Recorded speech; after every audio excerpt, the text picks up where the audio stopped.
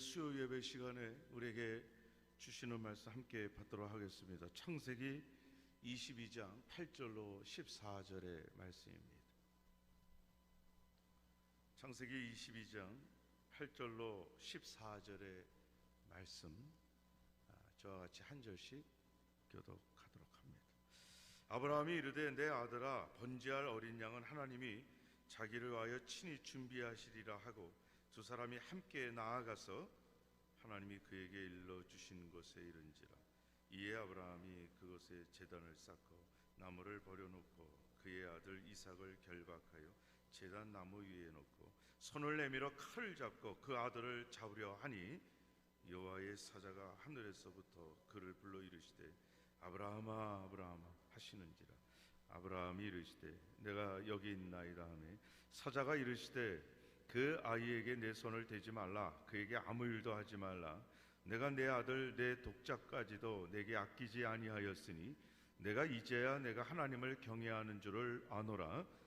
아브라함이 눈을 들어 살펴본즉 한 순양이 뒤에 있는데 뿔이 수풀에 걸려 있는지라. 아브라함이 가서 그 순양을 가져다가 아들을 대신하여 번제를 드렸 함께요. 아브라함이 그 땅 이름을 여호와 이레라 하였으므로 오늘날까지 사람들이 이르기를 여호와의 산에서 준비되리라 하더라. 아멘.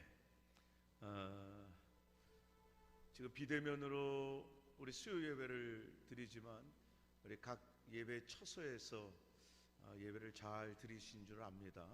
오늘 이 수요 예배 시간에 우리 초등부를 담당하고 계시는 임원종 집사님이, 임원종 전도사님, 우리 초등부 전도사님, 방학이니까 또 말씀 함께 나눌 수 있는데 오늘 본문 중심으로 여호와가 보였다라는 말씀으로 여러분 같이 은혜 받기를 원합니다.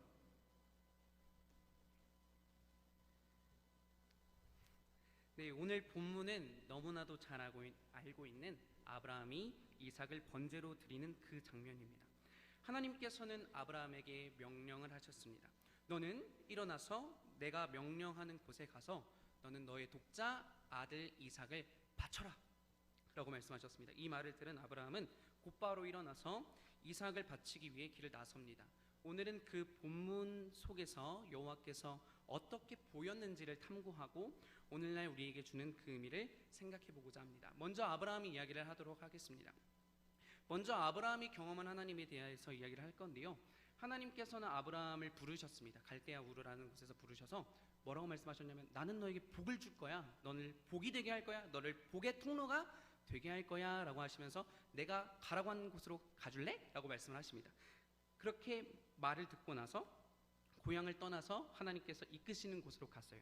그 가는 과정에 전쟁도 치렀고요, 가족과 헤어지기도 했습니다. 그리고 애굽으로 내려갔다가 그리고 아비멜렉의 경험을 통해서 하나님께서 자신을 보호하고 계신다, 그리고 자신을 인도하고 계신다라는 것을 아브라함 인생에서 계속 경험을 했었어요. 그리고 나서 하나님께서 아브라함에게 사라를 통하여 낳은 아들을 통해 약속하신 것을 이루겠다고 말씀하셨지만 아들이 너무 늦게 나오는 거예요. 99세까지 기다렸는데 아들이 안 나오다가 갑자기 하나님께서 나타나셔서 너 이제 내년에 아들 낳을 거다 라는 말을 딱 하시고 나서 내년에 아들을 낳게 됩니다. 그렇게 되면서 근데 그때 당시가 사라가 완경을 한 상태였거든요. 아이를 더 이상 낳을 수 없는 상태였어요. 근데 아브라함이 자신의 인생의 경험들을 반추해 봤을 때 하나님이 나를 계속 인도해 주셨다, 하나님이 나를 계속 이끌어와 주셨다 라는 것을 깨닫고, 또한 사라를 임신하게 하시는 그것을 통해서 하나님이 자연법칙을 거스릴 수 있는 아주 엄청난 능력의 하나님이시다라는 것을 알게 됐습니다. 그리고 하나님이 정말 전능하시구나 라는 것을 몸소 경험하여 알게 됐습니다. 근데 이런 하나님께서 아브라함에게 명령하셨습니다. 아브라함아, 너는 사랑하는 너의 독자 이삭을 번제물로 바쳐라 라고 말입니다. 아브라함은 하나님의 명령을 듣고 바로 짐을 싸서 하나님이 명령하시는 곳으로 갑니다. 모리아 땅으로 가서 이삭을 바치기로 해요. 근데 그 3일 정도 길을 가고 나니까 모리아 땅이 아브라함의 눈에 보였어요. 그래서 아브라함이 자기랑 같이 가던 두 종들에게 이렇게 말합니다. 여기서 기다려, 내가 이삭이랑 예배하고 이삭이랑 다시 돌아올게. 우리 둘이 다시 돌아올게. 이렇게 말씀을 하거든요. 아브라함이 이제 그때 이제 그러고 나서 아브라함과 이삭이 계속 올라가요. 예배하러. 그때 이삭이 묻습니다. 아버지, 번제할 어린 양이 어디 있습니까? 라고 물어보니까 아브라함이 이렇게 대답합니다. 어린 양은 하나님이 친히 준비하실 거야. 그리고 아브라함과 이삭이 어느 지점에 이르렀을 때 아브라함이 이삭을 묶고 제단 위에 놓은 다음에 칼로 치려하고 죽이려고 했을 때 천사가 나타나서 말리고 나서 경외한 줄 알았다. 뭐 이런 내용이 이제 다 아시죠? 네. 근데 이제 오늘 본문 여호와가 보였다, 여호와께서 보였다라는 제목을 왜 삼았는지에 대해서 나누려고 합니다. 오늘 여호와 이레라고 말을 하는 단어가 있습니다. 본문 14절에 나오는데요. 이 단어에서 설명하면서 여호와의 산에서 준비되겠다 라고 번역을 했습니다. 14절에. 근데 여기서 준비되리라 라고 번역한 단어는 라아, 보다 라는 동사의 수동형입니다. 그래서 사실 준비된다, 준비되리라 라고 번역해도 되지만 보다 기본적인 의미를 살려서 번역을 하면 여호와께서 보일 것이다, 보였다 라고 표현하는 것이 더 맞아요. 그러면 아브라함이 이삭을 바치는 그 장면에서 하나님이 어떠한 모습으로 보였길래 성경 기자는 이렇게 쓰고 있는지에 대해서 한번 나누고자 합니다. 그래서 그렇다면 여호와 하나님께서 어떻게 보이셨을까요? 3절에 보면 아브라함이 아침에 일찍 일어나서 바로 갑니다. 그리고 5절에는 아브라함이 종들에게 말을 해요. 우리가 다시 돌아오겠다, 이삭이랑 다시 돌아올 거야 라고 말하고 7절에는 뭐라고 나오냐면 아브라함이 이삭한테 이렇게 말해요. 하나님이 제사할 그 양을 준비해 놨을 거야 라고 말을 한 다음에 이제 갑자기 이삭을 묶고 죽이려고 하는 장면이죠. 근데 이제 저의 표정을 잘 봐주세요. 이제 막 칼을 딱 뽑아서 이렇게 딱 내려 찍으려고 할 때 아브라함아 그만둬 이렇게 말을 하니까 이제 아브라함이 고개를 딱 드는 거예요. 그리고 나서 잘 보세요.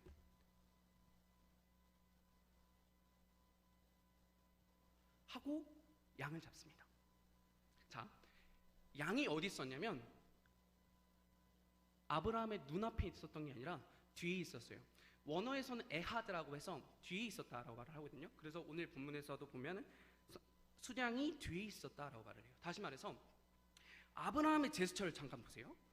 자, 어떠한 신적인 존재의 목소리가 딱 들렸을 때 바로 덜덜덜덜 떨면서 보통 고개를 숙이잖아요. 왕이나 황제가 신하를 어미의 목소리로 딱 불렀을 때 보통 어떻게 합니까? 덜덜덜덜 떨면서 위를 보지 못하죠. 근데 딱 보는 거예요. 그리고 나서 바로 한 행동이 이곳 저곳을 보고 뒤를 봤다는 겁니다. 아브라함이 왜 이렇게 했을까요? 아브라함 마음속에는 어떠한 기대 심리가 있었어요. 하나님께서 어떻게 하시겠다라는 그러한 기대하는 마음이 있었던 것 같아요. 그 마음이 뭔지에 대해서 오늘 성경을 한번 보도록 하겠습니다. 히브리서 11장 19절에 보면 이런 말씀이 나옵니다. 그가 하나님이 능히 죽은 자 가운데서 다시 살리실 줄로 생각한지라 비유컨대 그를 죽은 자 가운데서 도로 받으신 것이라. 아브라함은 이삭을 죽였을 때 하나님이 다시 살리실 것이라는 것을 믿고 있었어요. 근데 7절에 보면 번제할 어린 양은 어디 있습니까? 라는 물음에 아브라함이 이렇게 대답하죠. 하나님께서 친히 준비하실 거야. 다시 말해서 하나님께서 어떠한 방식으로 준비해서 너를 대신할, 너를 살릴 그거를 준비하겠다라는 거예요.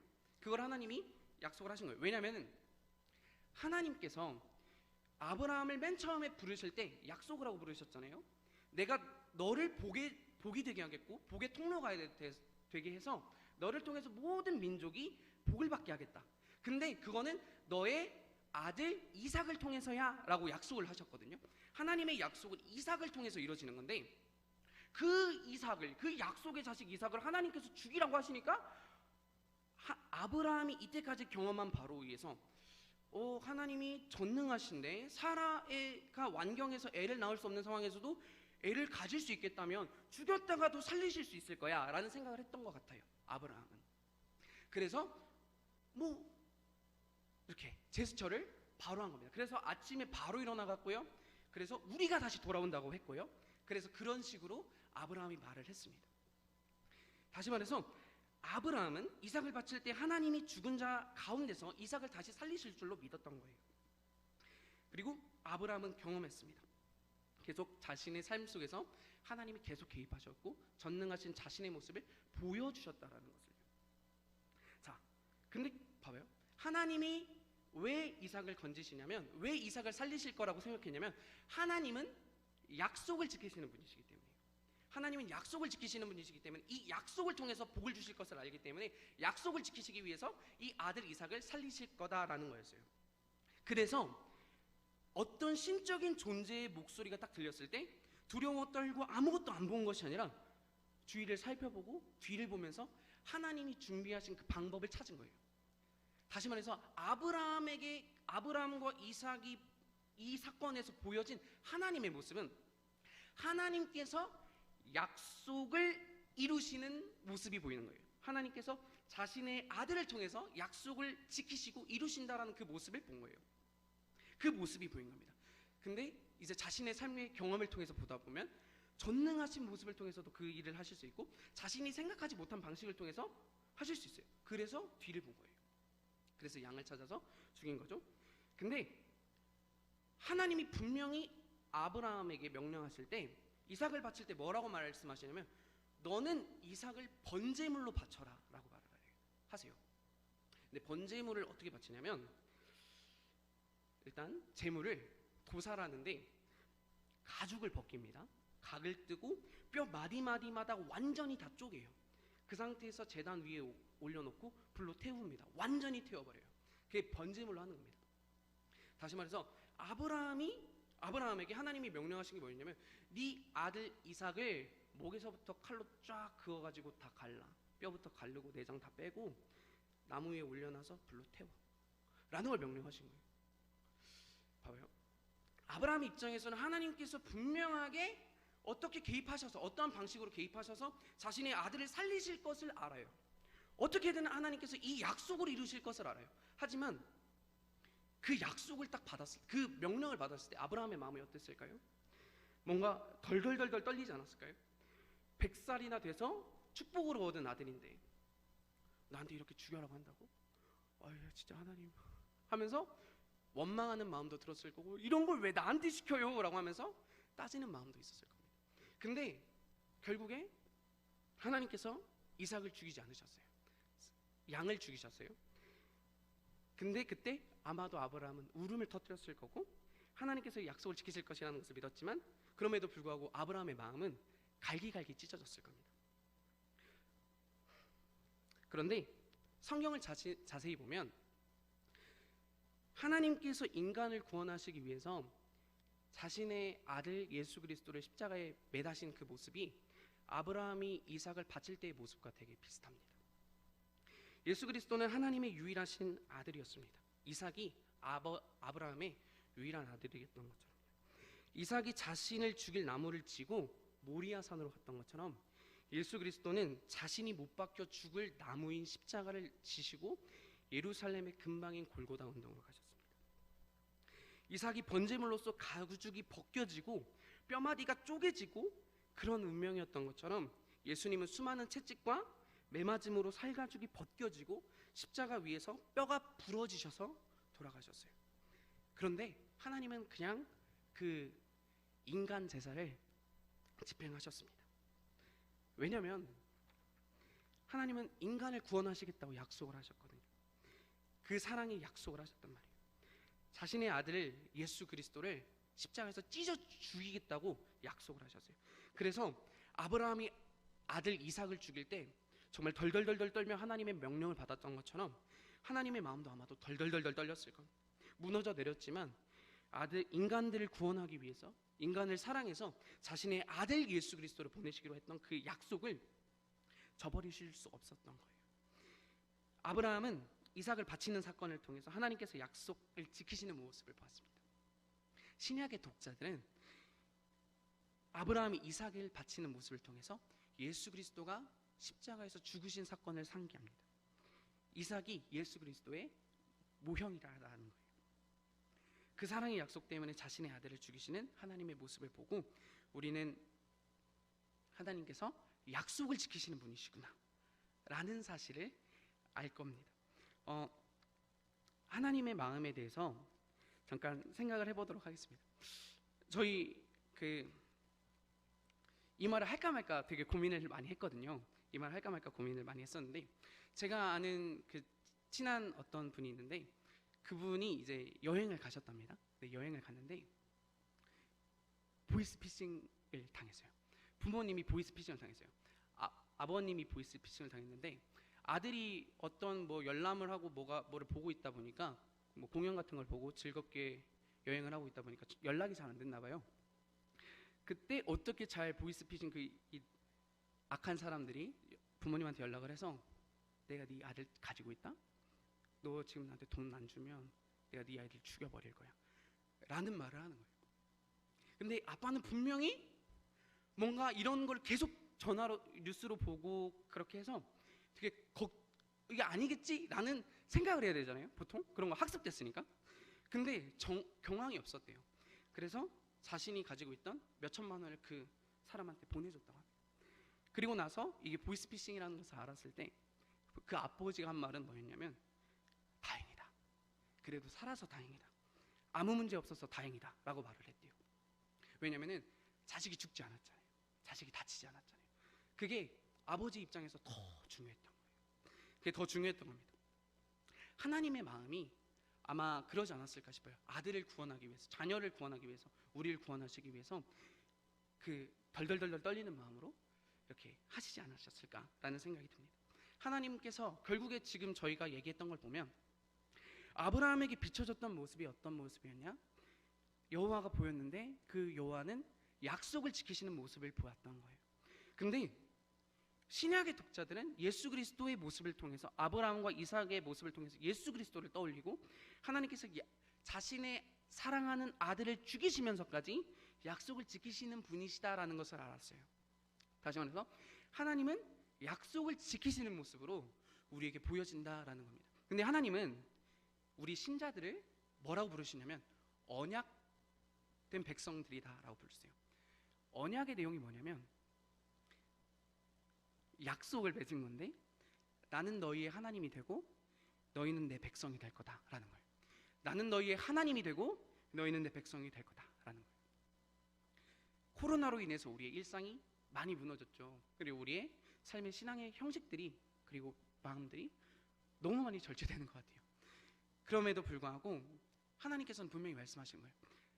나는 너희 하나님이다. 근데 이거 약속이야. 너희는 내 백성이다. 근데 이거 약속이야. 내가 이스라엘을 애굽에서 구원했을 때 그때 나의 전능한 나의 손이 펼쳐져서 보였던 거죠. 내가 나만 하나님이었던 것처럼 보여줬던 거죠. 나는 그러한 하나님이야. 근데 이거 약속이다. 근데 내가 약속을 신실하게 지켰지, 오늘날에도 너에게 똑같이 신실하게 지킬 거야. 이 약속을 지킬 거야. 나는 하나님이다 라는 그 약속을 하나님이 지키실 거다라고 말씀을 하고 계세요. 내 아들을 죽이면서까지 너희를 구원한다라는 그 사랑의 약속에 신실했던 그 하나님께서 오늘날에도 우리를 보호하시고 우리를 먹이시고 우리를 구원하시는 하나님 여호와가 되실 것이라는 걸 약속하셨기 때문에 우리는 믿고 의심하지 않고 떨지 않았으면 좋겠습니다. 그런 마음에서 말씀을 전했습니다. 제가 기도하도록 하겠습니다.